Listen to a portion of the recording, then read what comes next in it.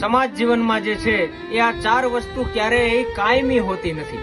અને એક વસ્તુ એવી છે કે જે કમાણા પછી જે છે એ ક્યારેય તમારી પાસેથી જતી નથી, એ અજર અમર થઈ જાય છે. તો એ ચાર વસ્તુ કઈ કઈ છે જે કાયમી નથી, અને એક વસ્તુ એવી કઈ છે કે જે અજર અમર થઈ જાય છે અને જતી નથી? એનો આ દુહો સાક્ષી પૂરે છે કે ધન જોબન મહેમાન ને મેઘ આ કાયમી ન રહ્યા કોઈ. ધન જોબન મહેમાન ને મેઘ આ કાયમી ન રહ્યા કોઈ, પણ કીર્તિ કમાણા હોય તો એ રહેશે રણમલ રાઉત. આનો મતલબ એમ થાય કે ધન જોબન મહેમાન અને મેઘ એટલે કે ધન જે છે, સંપત્તિ જે છે એ કાયમી નથી, જોબન રૂપ જે છે એ કાયમી નથી, મહેમાન જે છે એ કાયમી નથી. મહેમાન પણ આપણા ઘરે આવે તો એ જતા રહીએ છે.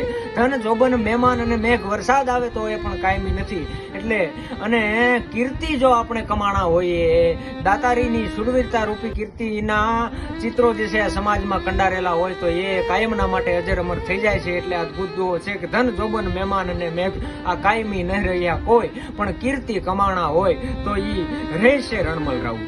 તો આ એક અદભુત રચના છે. ધન્યવાદ. રામ રામ.